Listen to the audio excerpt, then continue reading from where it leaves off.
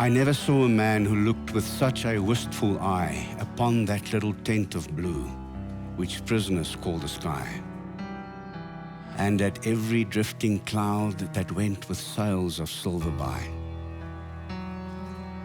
I walked with other souls in pain within another ring, and was wondering if the man had done a great or little thing, when a voice behind me whispered low, "That fellow's got to swing." Dear Christ, the very prison walls suddenly seemed to reel, and the sky above my head became like a casque of scorching steel.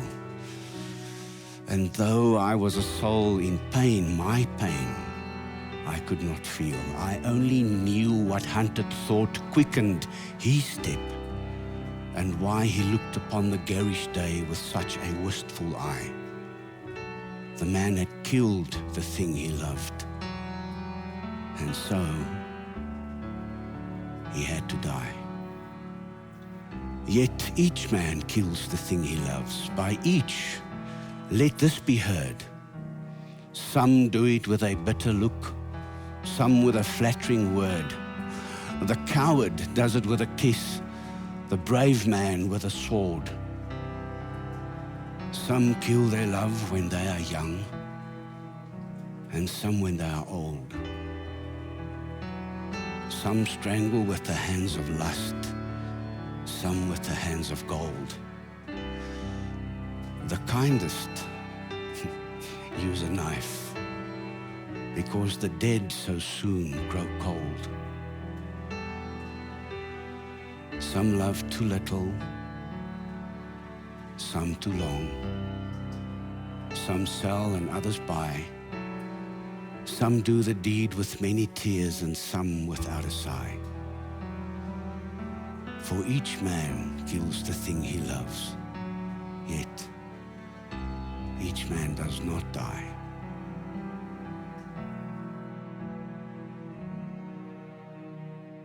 Judas se aandeel in die lyding van Jesus het my nog altyd gefassineer. Die naam Judas beteken lof, maar in plaas daarvan om Jesus te loof, het Judas hom verraai. En die taktiek van Judas se verraad het my gevang. En ons lees saam daardie oomblik. Terwyl Jesus nog praat, kom 'n klomp mense daaraan. En die een wat Judas is, een van die 12, het hulle gelei en nader gekom na Jesus om hom te soen. Maar Jesus sê vir hom, Judas, verraai jy die seun van die mens met 'n soen? En toe ek die eerste keer daai vraag van Jesus hoor, Judas, verraai jy my met 'n soen? Toe besef ek sal ook 'n paar vrae vir Judas wou vra. Ek sal wil weet, Judas, wat het jou gevat na die plek toe om die Here te verraai? Jy het al sy wonderwerke gesien, jy het lewe saam met hom gedoen. En van al die dinge wat jy as 'n teken van jou verraad kon gebruik het, moes jy 'n soen kies?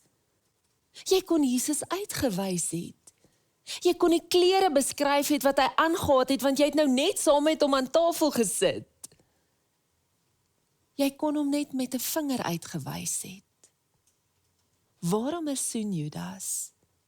Waarom het jy 'n uitdrukking van liefde gekies?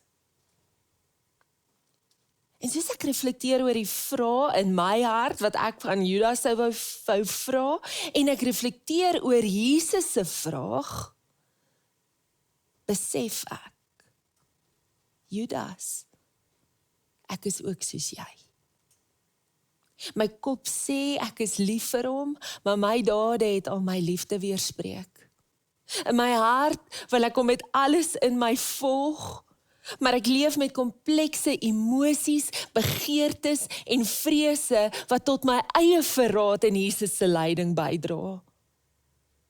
En ek's genooi om my eie lewe te ondersoek, my kwesbaarheid, my keuses, morele keuses en die dinamiese wisselwerking tussen genade en my gebrokenheid. En deur Judas se verhaal, deur te reflekteer oor hierdie vraag van Jesus in hierdie oomblikke van lyding, word ek en jy genooi om ons liefde vir Jesus te verdiep, ons toewyding aan hom te vernuwe en die grenslose genade van die Here se liefde weer te ontvang.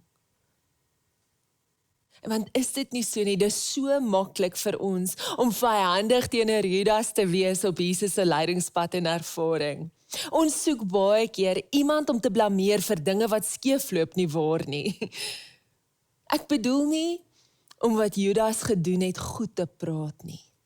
Maar dit is so belangrik vir ons om die komplekse mengsel van emosies, begeertes en vrese te erken wat dalk tot sy uiteindelike verraad van Jesus bygedra het. Judas moes met sy oortuigings, begeertes en die uitdagende realiteite worstel. En so ook ons. Niemand van ons dink dat ons die Here openlik sal verraai nie. Niemand van ons wil na daardie plek toe gaan om dit te erken nie, maar die begeertes waarmee ons leef, kan ons so maklik oorneem. Jy sien, die Here het elkeen van ons gemaak met 'n enorme vermoë tot begeertes. Dis die manier hoe ons aan mekaar gemaak is, en ons het allerlei begeertes. Ons het materiële begeertes, die begeerte om goed te vaar in ons loopbaan. Ons het verhoudingsbegeerte, die begeerte tot gesonde verhoudings, vriendskappe, intimiteit. Ons het fisiese begeertes, kos, drank, rus. Dis diep begeertes in ons lewe wat die Here in ons geplaas het. En dit is so belangrik vir ons om dit te sê, vir my om dit te sê. En vir ons om dit te besef, want ons dink ons begeertes op sigself is 'n slegte ding, verkeerde ding of 'n bose ding, maar die Here het ons geskep met 'n vermoë vir groot begeertes. Maar jy weet, en ek weet, dat ons begeertes verdraai kan word.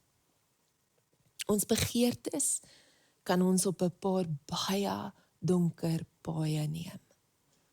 Materiële begeertes kan donker word, en ons wil meer en meer en meer hê, en ons word gulsig en synig, en ons weet nie meer hoe dit is om vrygewig te wees nie. Die begeerte om te presteer kan donker word, wanneer ek bereid is om my familie, my kinders, my eie gesondheid, wanneer ek dit opoffer. Die begeerte om aanvaar en geken te word donker, wanneer ek goedkeuring ten alle koste soek. En fisiese begeertes na kos of drank of seks of rus kan my neem op paaie van verslawing, verraad, bedrog. Dis in ons. En dit is te midde van hierdie begeertes dat daar 'n uitnodiging na ons toe kom, en dis 'n wonderlike uitnodiging om die lewe te kies. Om die lewe te kies. Die Here het ons geskep met 'n vermoë tot begeerte, maar die Here het ons ook geskep met die vermoë om besluite te neem. En dis die eerste uitnodiging wat vandag na ons toe kom, is om te besluit.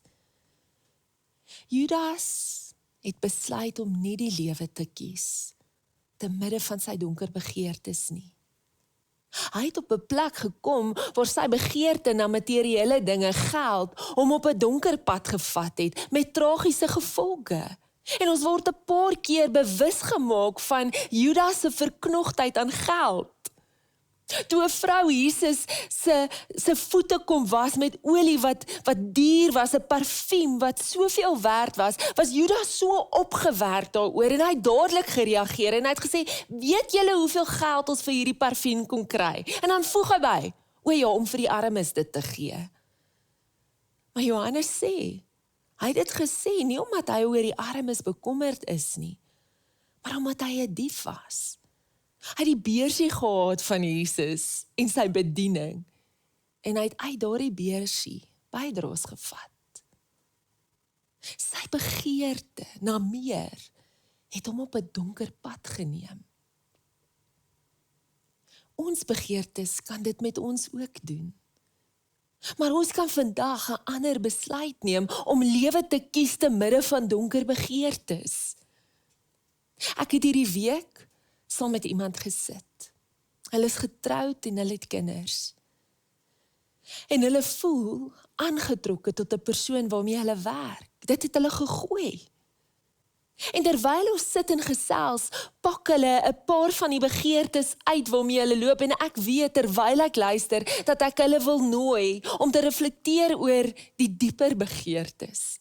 En ek vra die vraag, maar wanneer jy sterf en wanneer mense jou begrafnisblaadjie lees, wil jy graag bekend staan as iemand wat in die lig gewandel het, selfs in die donker oomblikke, en dat jy daar getrou was, waar niemand kon sien nie?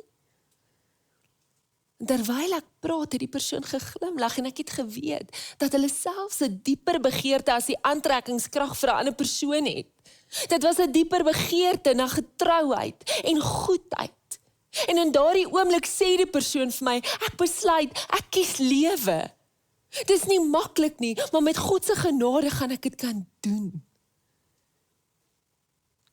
Vandag is daar 'n besluit wat ek en jy ook kan maak.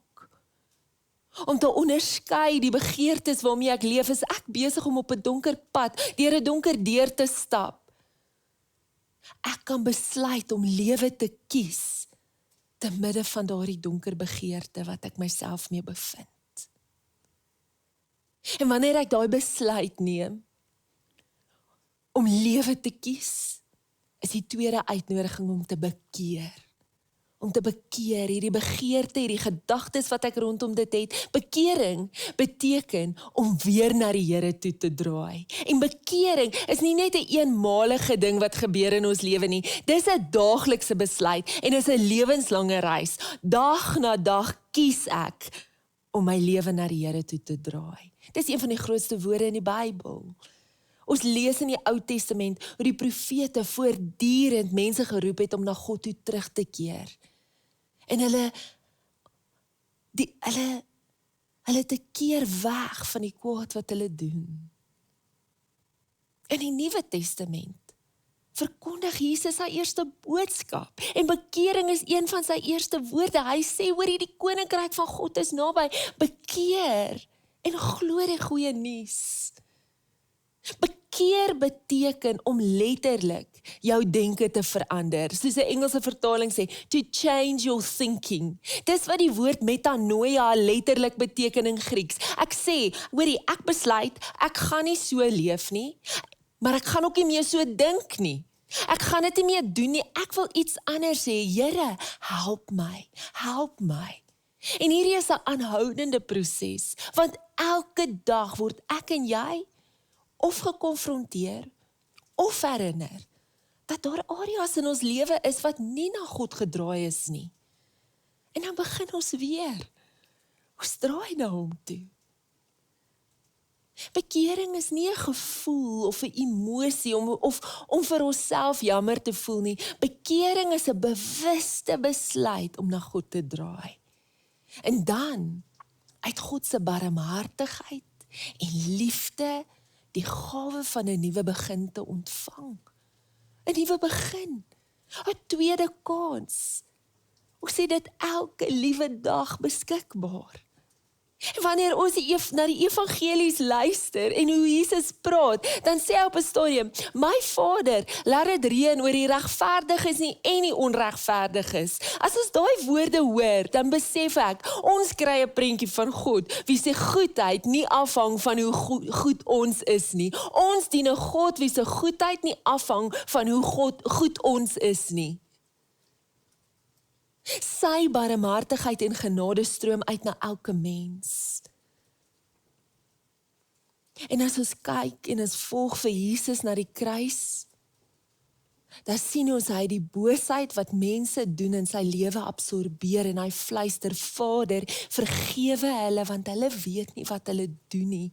Dit is die omvang van God se genade en barmhartigheid. Dit is God se liefde wat uitreik na elke mens. Maak nie saak wat ons gedoen het nie. En ons bekeer ons nie om God te kry om ons meer lief te hê nie, om God te kry om sy gedagtes teenoor ons te verander nie, want diep in God se hart is daar reeds 'n begeerte om ons so lief te hê, om ons te vergewe, om ons te versoen. Dis reeds daar. Wanneer ons bekeer, maak ons lewe oop, sodat ons dit kan begin ervaar. Ons bekeer, sodat ons dit kan ervaar, en dit is so belangrik vir ons om dit te ervaar.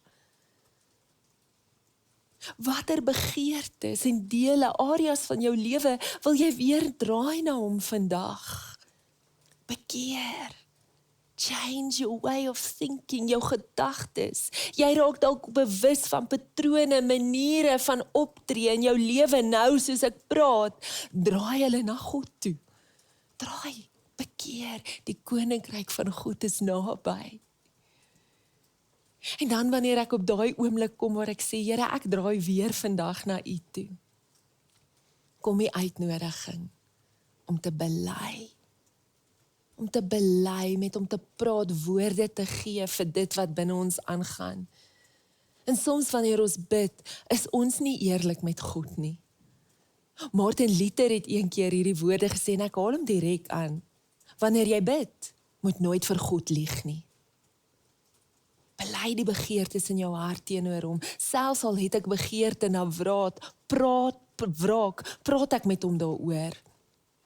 As ek 'n begeerte het na meer en meer in my lewe van iets, wat ook al, goedkeuring, erkenning, geld, praat ek met God daaroor. Ek kry dit uit, want sodra ek dit ophou, as ek ophou praat oor daai donker begeerte, dan gaan ek in daai donker siklus af.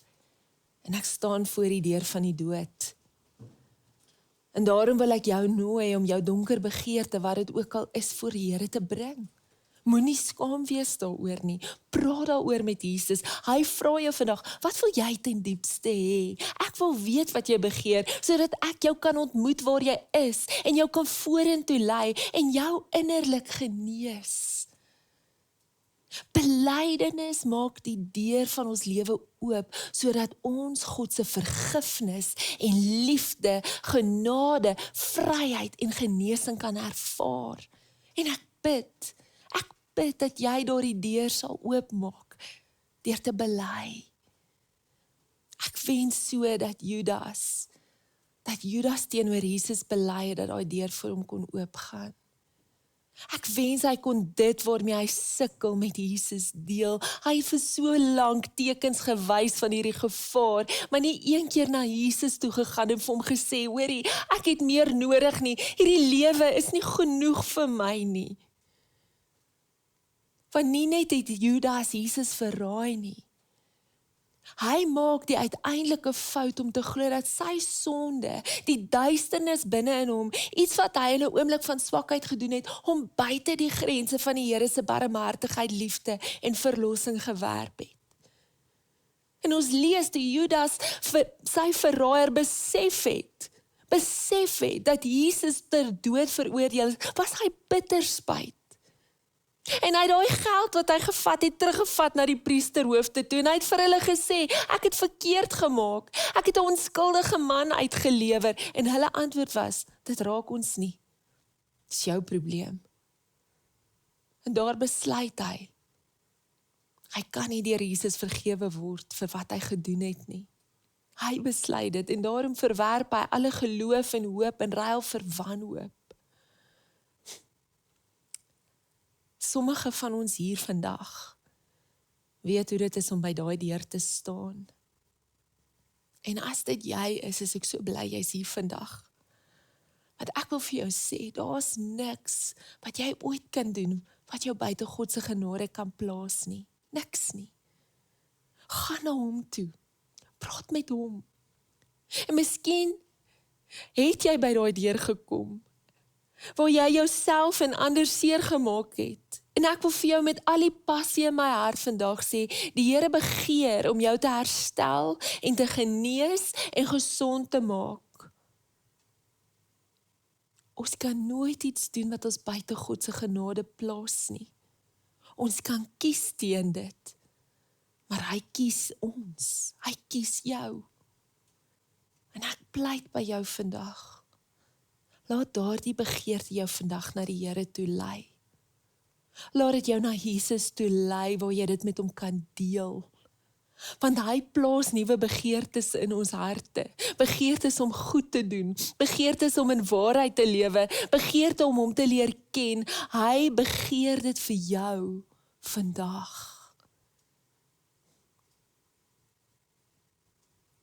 Jy word vandag genooi om na jou bidplek toe te gaan. En miskien het jy 'n spasie gemaak spesifiek vir hierdie lentreis, hierdie lydenstydreis.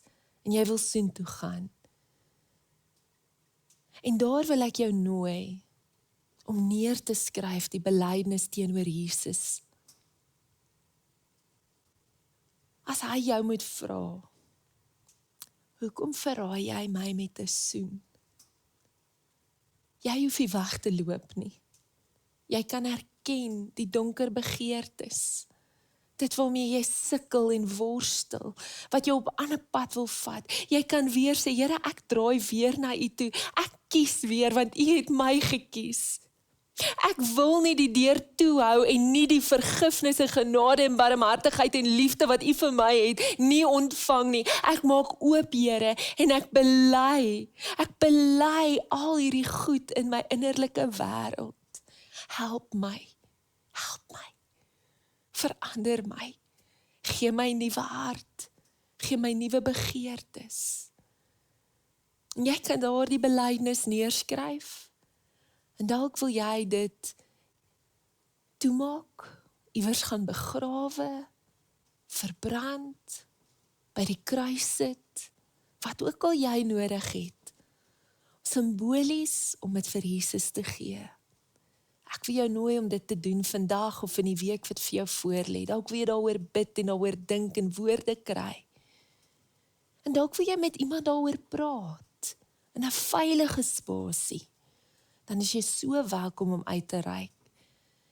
Een van ons spanlede sal saam met jou bid, sal saam met jou luister. Sy vergifnis vir jou is so groot, is oneindig. En sy liefde en genade vir jou ook. Kom ons bid saam.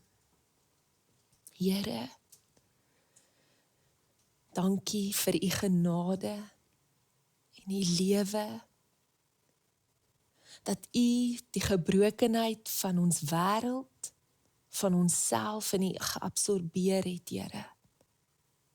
Help ons om deur hierdie deur oop te maak, U vergifnis en genade te kan ontvang. Heilige Gees, kom herinner ons weer, dat niks ons kan skei nie, niks ons kan buite U genade plaas nie.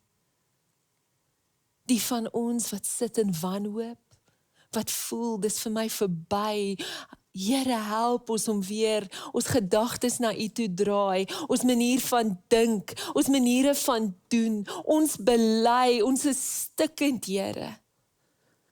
Ons bely, ons maak die verkeerde besluite, vergewe my, vergewe ons, Here. En dankie dat U liefde nuut maak, gesond maak en heel maak. Ons het U so lief en ons het U so nodig. Dankie dat ons U kan volg, selfs in oomblikke van lyding en seer wat ons self veroorsaak of van ander veroorsaak, en weet U roep ons. Here, ons wil reageer op U wat ons roep, kom, volg my na die kruis, volg my na die opstanding. Dankie, Here, in Jesus naam. Amen. Dankie dat jy vandag weer ingeskakel het. Onthou dat jy kan uitreik, die kontakbesonderhede is op jou skerm. Ontvang die seën van die Here. Die genade van Jesus Christus, die liefde van God ons Vader en die vrede van sy Heilige Gees is met jou. Amen.